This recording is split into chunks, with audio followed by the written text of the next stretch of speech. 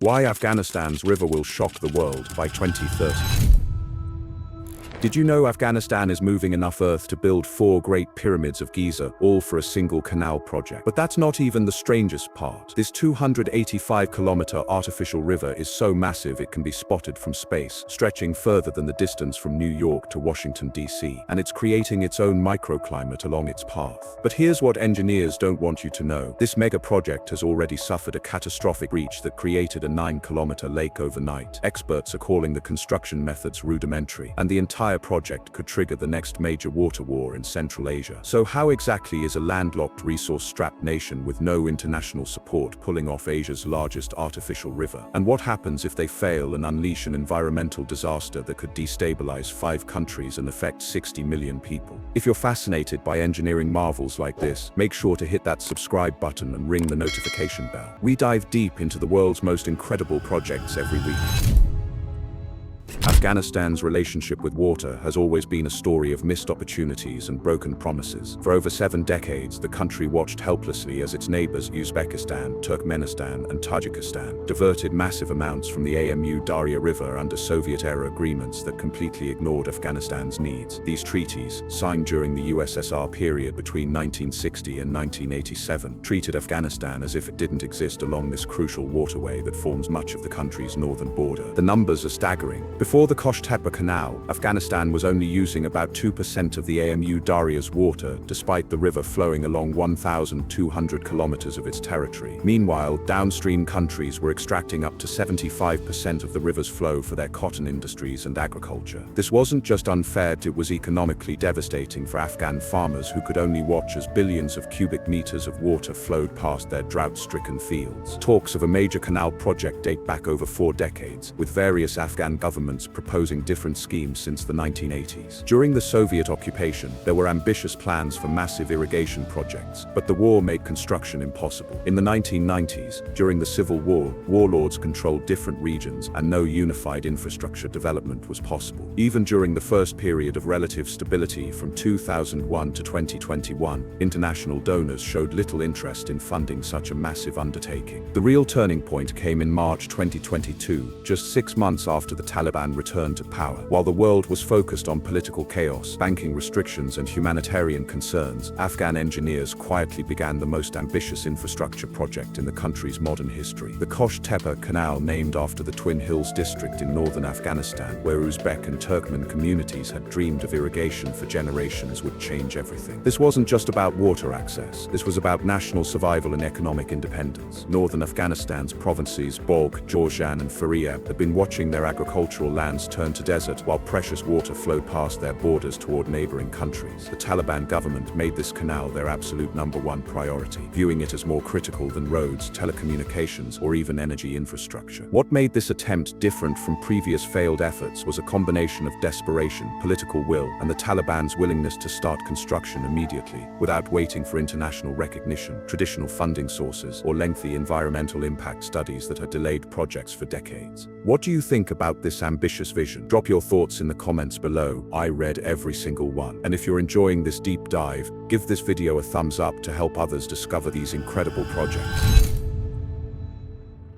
The numbers behind the Kosh-Tepe Canal are absolutely staggering and put most modern megaprojects to shame. We're talking about a 285-kilometer artificial river that's longer than the English Channel is wide, longer than the distance between Los Angeles and San Francisco, and roughly equivalent to the length of the entire Suez Canal. But unlike the Suez Canal, which connects existing bodies of water, the Kosh-Tepe Canal is being carved entirely through desert terrain. The canal stretches an impressive 100 meters in width, wider than a football field, and plunges 8.5 meters deep, creating a water highway so massive that if it were connected to the ocean, it could handle cargo ships larger than those that traverse the Panama Canal. The engineering specifications are mind-bending. This single waterway will carry 6,500 cubic meters of water per second at peak capacity, equivalent to 20 billion cubic meters annually. To put that water volume in perspective, that's enough to fill over 8 million Olympic swimming pools every single year, or roughly equal to the annual water consumption of a city with 15 million people. The canal canal will divert between 20 to 25% of the Amu Darya River's total flow. The proportions so significant, it will fundamentally alter the hydrology of the entire Central Asian region. The project's ultimate goal is revolutionary, transforming 550,000 hectares of barren desert into fertile agricultural land. That's an area larger than the entire country of Lebanon, roughly equivalent to half of Qatar, or about the size of Delaware and Rhode Island combined. This transformation represents one of the largest desert reclamation projects in modern history. The engineering feat begins in Kaldar district of Balkh province, where massive concrete intake structures and pumping stations divert water from the Amu Darya River. These installations, built to handle extreme seasonal variations in river flow, include sophisticated filtration systems to prevent sediment from clogging the canal and backup pumping capacity to maintain flow during low water periods. From the intake point, the canal cuts through three provinces, Balkh, Jozan, and Faryab, following a carefully surveyed route that maximizes natural terrain gradients while minimizing the need for expensive pumping systems. The route includes 47 major bridges, 23 aqueducts to cross existing waterways, and dozens of access roads for maintenance vehicles. But here's where the project becomes truly revolutionary. Unlike traditional irrigation canals that simply move water from point A to point B, the Kosh-Tepe Canal is designed as a complete agricultural transformation ecosystem. The master plan includes over 2,000 kilometers of secondary distribution canals, modern drip irrigation infrastructure, drainage systems to prevent soil salinization, and even provisions for small hydroelectric plants to generate electricity for rural communities. The construction employs a sophisticated phased approach that allows immediate benefits while work continues. Phase 1, triumphantly completed in October 2023, established the main waterway foundation and the first 100 kilometers of functional canal. This phase alone required moving over 80 million cubic meters of earth, equivalent to excavating the entire foundation of Manhattan's Central Park to a depth of 40 meters. Phase 2, now 93% complete as of August 2025, extends the canal toward its final destination while simultaneously constructing the secondary infrastructure that will make agricultural development possible. Phase 3, scheduled to begin in 2026, will complete the final sections and install the sophisticated water management systems that will optimize distribution efficiency. The scale of this project is mind-blowing, but wait until you hear about the massive investment behind it and the incredible challenges they're facing. Before we dive into those numbers, which feature impressed you the most? Let me know in the comments.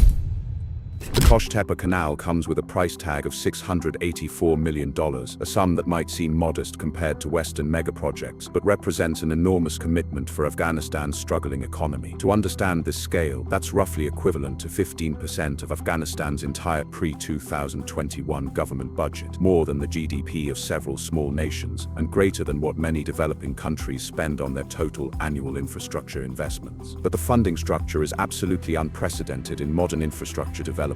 Unlike typical megaprojects that rely on World Bank loans, international development funds, or foreign direct investment, Afghanistan is financing this entirely through domestic resources. The Taliban government has redirected massive portions of their limited budget toward this project, treating it as more essential than traditional government services. The financial breakdown reveals the project's true ambition. Phase 2 alone costs an estimated 20 billion Afghanis in local currency, approximately $230 million at current exchange rates. This represents the largest single infrastructure investment in Afghanistan's modern history, dwarfing previous projects like the Sama Dam or the Ring Road that took decades to complete with extensive international support. The economic multiplier effect could be absolutely enormous. Conservative projections suggest that successful completion could generate over $2 billion annually in agricultural revenue within 5 years of full operation. This would create a return on investment of nearly 300% within the first decade, making it one of the most economically viable megaprojects in the developing world. Beyond direct agricultural benefits,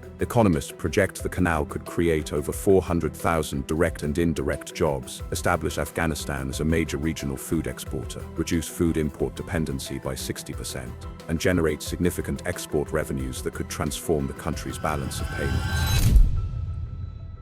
The construction pace has been nothing short of extraordinary, defying every prediction about Afghanistan's engineering capabilities. Satellite imagery from Planet Labs reveals that within just the first 18 months, Afghan workers excavated over 100 kilometers of Canal Sea, a pace that rivals major construction projects in developed countries with unlimited resources and advanced equipment. By August 2025, Phase 2 reached 93% completion, with excavation work proceeding significantly faster than the original projections. The Taliban's International Development Company, reports that the second phase will be fully operational by early 2026, putting the entire project nearly 2 years ahead of the original 2028 completion timeline. This acceleration is unprecedented for a project of this magnitude in any country, let alone one facing international sanctions and economic isolation. The workforce represents a remarkable feat of domestic mobilization. Over 40,000 Afghan workers are directly employed on the project, creating desperately needed jobs in a country struggling with unemployment rates exceeding 40%. Construction operates around the clock in 3 shifts, with multiple teams working simultaneous 50-kilometer sections to accelerate progress. The project has become Afghanistan's largest employer outside of agriculture. The equipment story is equally fascinating. Much of the heavy machinery consists of Soviet-era excavators and bulldozers that Afghan engineers have maintained, modified, and upgraded using locally manufactured parts. Chinese-made equipment imported before sanctions handles the most demanding excavation work. Local workshops have developed innovative solutions for equipment maintenance, creating a cottage industry of specialized mechanics and parts manufacturers. Key engineering achievements include the successful construction of the main intake facility, which required building massive concrete structures in the Amu Darya River during winter low-flow periods. The intake system includes sophisticated fish ladders to maintain ecological continuity, debris filters to prevent clogging, and backup pumping systems that can maintain flow even during extreme drought conditions. The excavation techniques have evolved significantly since construction began. Initial work relied on basic digging methods, but Afghan engineers have developed increasingly sophisticated approaches, including controlled blasting for rocky terrain, specialized equipment for sandy soils, and innovative methods for maintaining proper canal gradients across varying topography. Quality control represents an ongoing challenge and achievement. Without international oversight or advanced monitoring systems, Afghan engineers have created their own standards and inspection protocols. Teams of surveyors constantly check alignment and depth measurements, while concrete testing facilities ensure structural elements meet required specifications. This domestic quality assurance system has prevented major structural failures beyond the December 2023 incident. The Kosh-Tepe Canal faces formidable obstacles that could threaten not just its success, but regional stability across Central Asia. Independent engineering experts from universities in Kazakhstan, Russia, and Turkey have raised serious alarm bells about the construction methods, describing them as rudimentary and warning about high probability of catastrophic water losses due to inadequate sealing, insufficient concrete lining, and questionable structural design. The most dramatic evidence of these concerns materialized in December 2023, when satellite imagery revealed a catastrophic breach that shocked water management experts worldwide. A 9-kilometer artificial lake formed overnight where a major embankment collapsed, releasing millions of cubic meters of water across the desert landscape. While Afghan officials claimed this was a controlled diversion for testing purposes, independent analysis by hydraulic engineers suggested a structural failure that highlighted fundamental problems with construction quality. Environmental scientists have raised even more alarming concerns about the project's ecological impact. Sarah Chen, a Central Asian water systems expert at Columbia University, warns that the Kosh-Tepe Canal could accelerate the Aral Sea disaster by diverting additional water from the already critically stressed Amu Darya system. The Aral Sea has already shrunk by 90% since the 1960s due to similar water diversions, creating one of the world's worst environmental catastrophes and affecting the health of millions of people. The technical challenges are immense and growing. Afghanistan lacks the engineering expertise typically required for projects of this magnitude, particularly in areas like hydraulic modeling, environmental impact assessment, and long-term maintenance planning. The absence of international technical support means Afghan engineers are essentially learning through expensive trial and error, dramatically increasing the risk of costly mistakes or complete structural failures. Financial sustainability represents another critical vulnerability. The project's ongoing operational costs, including pumping, maintenance, and system management, could exceed Afghanistan's capacity to pay, especially if agricultural revenues fail to materialize as projected. Without international financial support or access to global credit markets, the Taliban government has no backup funding sources if costs spiral beyond current estimates.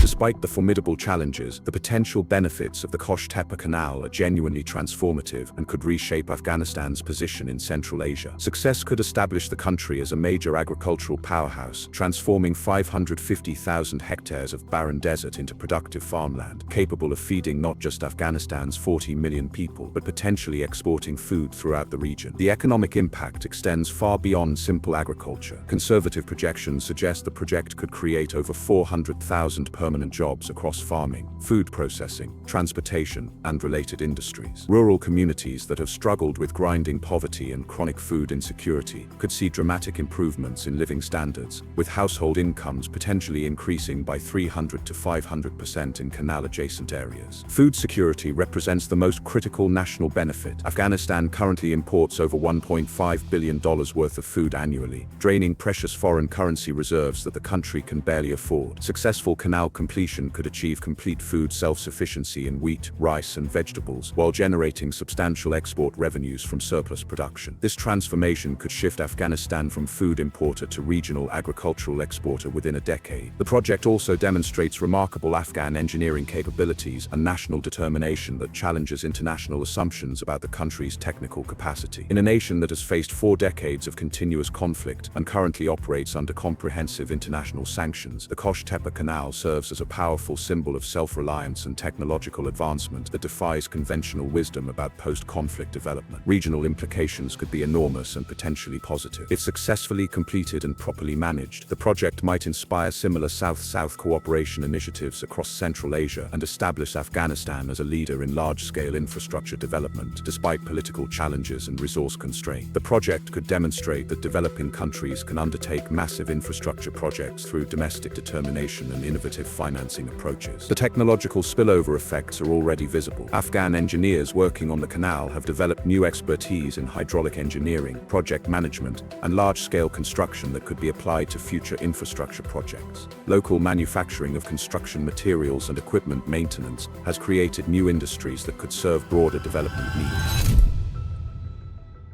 The Kosh-Tepe Canal represents far more than just an engineering project. It's Afghanistan's unprecedented bet on its own future, and a test case for whether isolated, resource-constrained nations can achieve massive infrastructure transformations through domestic determination alone. With Phase 2 nearing completion in early 2026 and full operation expected by 2028, the next 3 years will determine whether this ambitious vision becomes a transformative success story or a cautionary tale about overreaching without adequate technical support. The project's completion timeline has accelerated remarkably. Original projections suggested full operation by 2030, but current progress indicates the canal could be fully functional by 2028, potentially 2 years ahead of schedule. This acceleration, if sustained, would represent one of the fastest mega-project completions in modern infrastructure history, especially considering the challenging political and economic context. International recognition may eventually follow demonstrable results. If the canal delivers on its agricultural promises and avoids major environmental disasters, global attitudes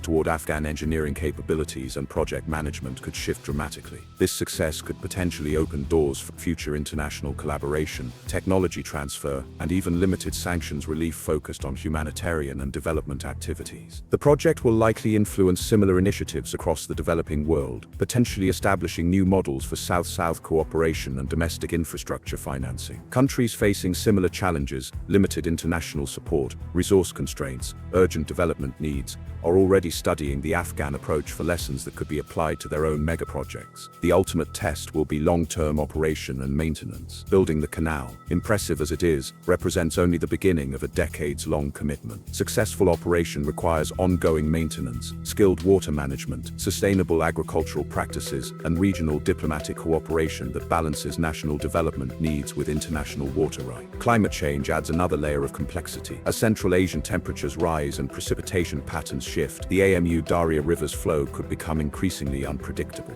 The canal's success will depend partly on Afghanistan's ability to adapt water management strategies to changing hydrological conditions while maintaining agricultural productivity and regional relationships. What's your take on this incredible mega-project? Do you think Afghanistan can pull off Asia's largest artificial river against all odds, or are the engineering challenges and environmental risks simply too enormous to overcome? Are you impressed by the rapid construction progress, or concerned about the potential regional water conflicts this could trigger? Share your thoughts below, Mayu. I love hearing different perspectives from viewers around the world who understand these complex regional dynamics. And don't forget to check out our deep dive into China's South-North Water Transfer Project right here for another mind-blowing story of massive water engineering that's reshaping an entire continent. Thanks for watching, and I'll see you in the next one, where we explore more impossible engineering projects that are challenging everything we thought we knew about what's achievable in the modern world.